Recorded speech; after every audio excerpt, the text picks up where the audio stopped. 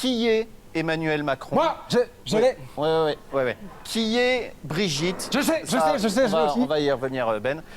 Qui est Brigitte, sa femme? Et ce soir, pour y répondre, nous recevons un nouvel invité.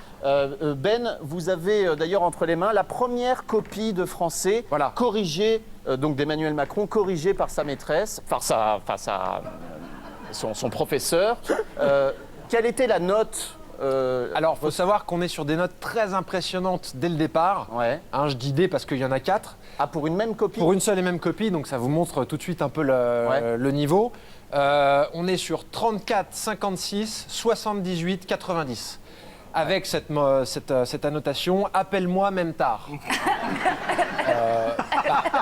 Probablement pour expliquer pourquoi il y a 4 notes sur une seule copie et pourquoi elles sont aussi élevées. C'est vrai que c'est pas commun quand même, donc on peut parler d'un bon résultat.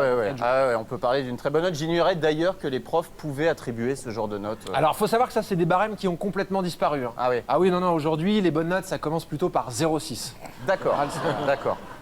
Alors, quel type d'élève était Emmanuel Macron? Alors, paradoxalement, c'était une quiche. C'était une quiche. Non, c'était une quiche. Bah, voyez une quiche avec des lardons et mais attends. Et bah, c'était une quiche. Attendez, on a compris. Ça tient pas debout parce qu'avec des notes pareilles, et puis quand bien même, on peut pas accéder aux plus hautes fonctions de l'État en étant un cancre. Ah non, j'ai pas dit un cancre, j'ai dit une quiche. Oui, une quiche vraiment avec des œufs. Je sais ce que c'est qu'une quiche. Quiche. Mais on peut pas être président en étant mauvais élève. Comment vous expliquez ça? Eh bien, tout simplement, Arnaud, grâce au soutien scolaire. D'accord. La victoire d'Emmanuel Macron, c'est la victoire du soutien scolaire. Il faut savoir que dès le départ, Brigitte a mis un point d'honneur à soutenir Emmanuel. Elle n'avait que ce mot-là à la bouche, le soutien, le soutien, le soutien. Elle voulait soutenir tout le temps, tous les soirs, partout.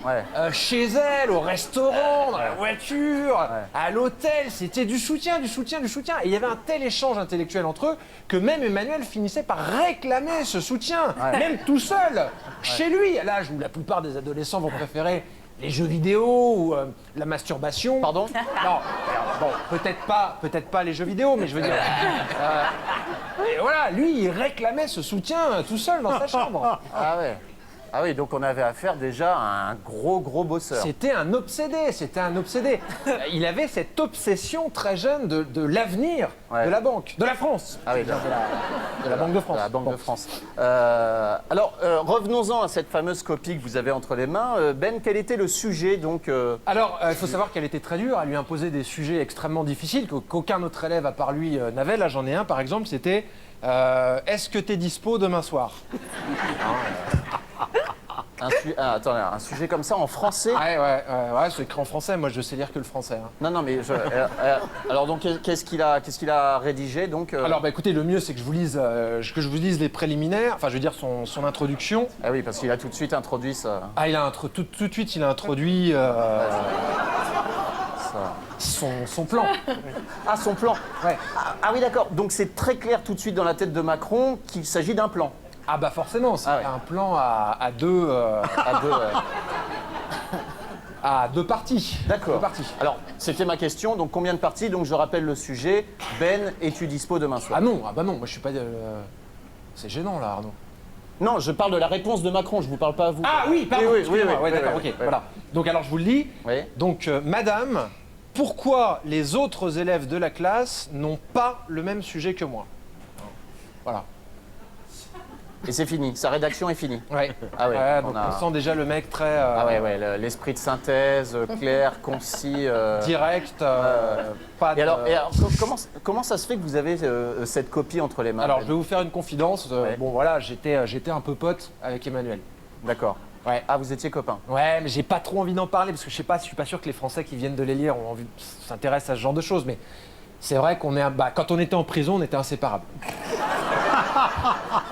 Ah, vous avez fait de la prison ensemble? Ouais, mais je veux pas en parler sans mon avocat parce que... Ouais, je comprends. C'est fou, le hasard de la vie, que vous ayez gardé cette copie. Bah ouais, je me disais que bon, comme ça j'avais le numéro de Brigitte, si jamais un jour j'avais envie de soutien, de faire de soutien, je veux dire, moi je suis un peu vieux pour elle parce que je suis du mois de juin, donc...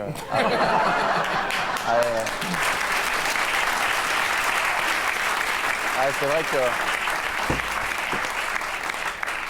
lui, il est de décembre et c'est vrai que 6 mois, quand on a 24 ans de différence, ça compte. Tiens, d'ailleurs, à ce propos, est-ce que vous savez que Macron est le premier président de la République française qui a le même âge que Michel Drucker. Ah ouais. Ils vont tous les deux sur leurs 40. Alors, Michel, c'est de carrière, mais, mais c'est vrai que c'est assez... Michel, je le connais moins, on n'était pas dans la même cellule. Non. Ah ouais. Moi, j'étais dans le quartier de haute sécurité, moi. Avec déjà toujours la télé allumée. Hein. Toujours. Un sacerdoce. La première télé en prison, c'est moi qui l'ai eue. Eh bien, pour d'autres confidences, Michel, vivant dimanche prochain. Vivement dimanche. Ben et Arnaud.